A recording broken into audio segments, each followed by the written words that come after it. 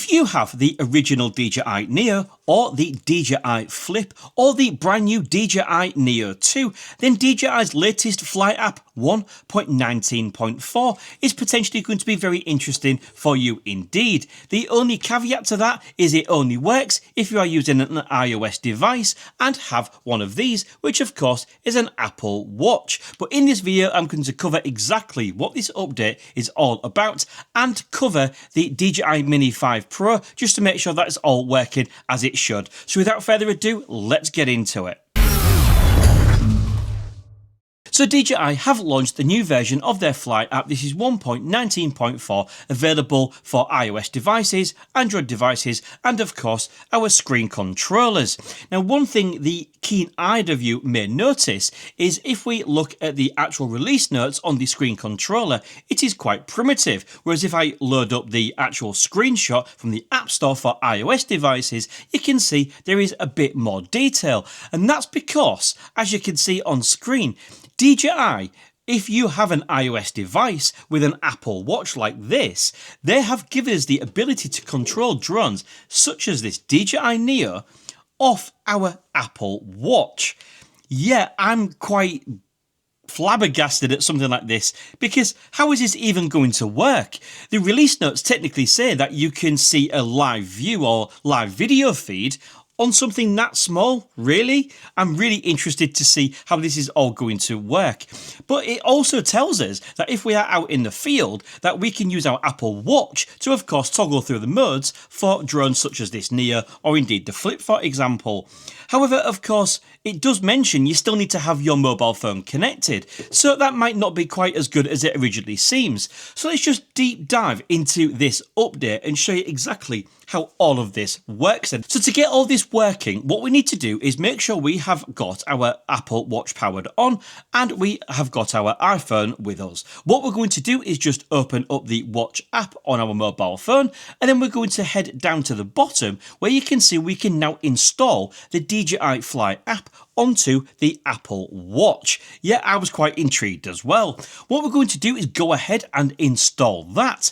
Now, this is where it gets a bit more interesting, because once that's installed to our Apple Watch, we then do absolutely nothing with it for the moment in time.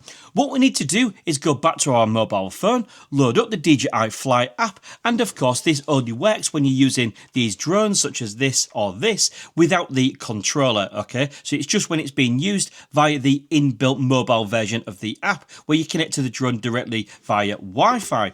But once we've opened up the Fly app and connected via Wi-Fi, okay, you can see we've got our live video feed. This is just me in the kitchen, just for an example of how this all works. But of course, if you've got one of these, you're going to know this already. So we're just going to hit the dial on the right hand side, scroll to the DJI Fly app and tap for it to open. Now, as you can see, after a few seconds, we genuinely are going to get a live video feed mirroring exactly what we are able to see on our mobile phone. This is absolutely fantastic. Now, if we focus on the watch itself, if we swipe up from the bottom of the screen, you can see we can toggle through the flight modes, which is absolutely fantastic. Not only that, but it gives us full control as well by allowing us to actually change the parameters for these actual shots. Now, the downside, of course, is the fact that we do have to have the DJI Fly app open on our phone. If I swipe on my phone to close the DJI Fly app, we're no longer going to have that connection to this DJI Neo. It's going to tell us we no longer have a connection. Now, what's really interesting is, even though initially it may seem disappointing that we have to have the app running on our phone, what I have discovered is going to make it a lot more user-friendly indeed, and certainly improve the overall experience.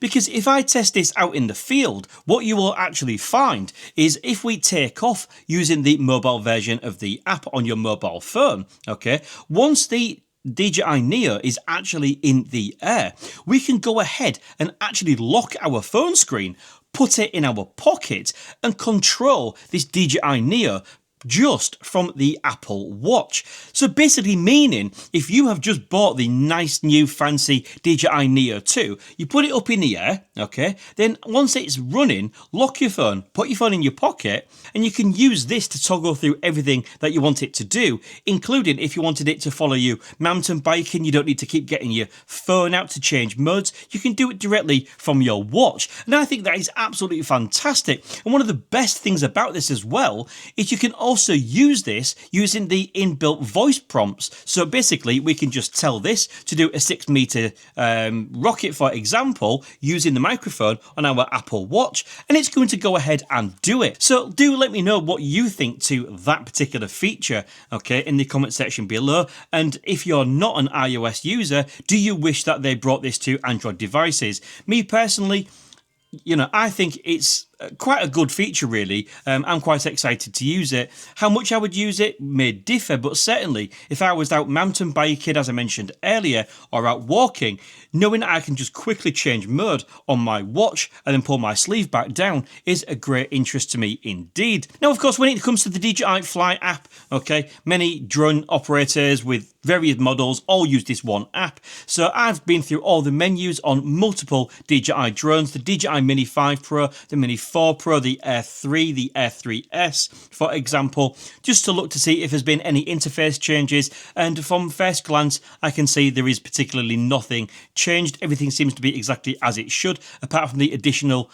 features you get on the iOS devices. So before we begin our test flight, let's just make sure that the weather's up to scratch. And now this is an app that I've been mentioning on my channel for quite some time now. It's called Drone Companion, and it's not downloadable via the App Store or Play Store. Basically, it's a progressive web app. So you go to the website, okay, you can install it to your device via Google Chrome, or if you want iOS, open it up in Safari and basically download it to your mobile phone as a bookmark, and it basically behaves like an app. Drone Companion has got a huge amount of features. I absolutely love it. It's got one of the most comprehensive weather forecasts I've ever seen on any app. It's got a handy ND filter calculator, so you're cutting out the trial and error and hopefully getting the right ND filter first time every single time. We've got pre-flight checklists, we've got a full knowledge base that teaches you all about the drones, how to use ND filters correctly, and ultimately what no other app out there does.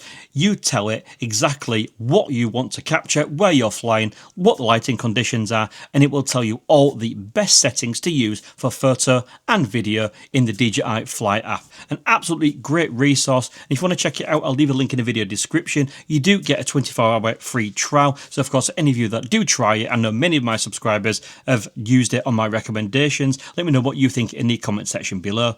So let's just take a little flight out with the DJI Mini 5 Pro just to make sure it's doing everything exactly as it should. And there has also been a firmware update for the controller, the DJI RC2, which is what I'm using on this flight, okay? So it's going to be a good test of the firmware update and the app stability, running through all the menus, checking different flight modes, quick shots, video modes, photo modes, spotlight, focus track. Everything seems to be working exactly as it should. This DJI Mini 5 Pro is performing absolutely perfectly, and even though I'm not going to show it in this video because my screen recording stopped, it has now fixed the spotlight issue, whereas you had to be in brake, okay, to enable it to move during cine smooth mode when you are using spotlight. That issue has now been fixed, so that's absolutely fantastic news. So let's just finish it off with a return to home, and as you can see, pressing that return to home, we are in optimal, so it's not going to rise up any further. It'll just come back at that altitude using its obstacle avoidance sensors. And as I've always mentioned in my videos, never rely on return to home to land the drone. Basically get the drone back above you, cancel that return to home and land it manually. So there we go. I think that's an incredibly interesting update from DJI with this 1.19.4. Okay, so if you do update on Android, or as I mentioned, the RC2 controller, for example, you're not going to see all the additional blur that you get with the iOS update because it doesn't allow it. But ultimately, if you do have one of these drones or the Neo 2 and you're on iOS, I think that's a pretty cool update indeed. But of course, do let me know what you think in the comment section below. So if you found this video useful, please do give it a big thumbs up. It tells YouTube algorithm more people just like you might want to watch my content. Subscribe if you're awesome. And until next time, thank you very much for watching. See you again soon.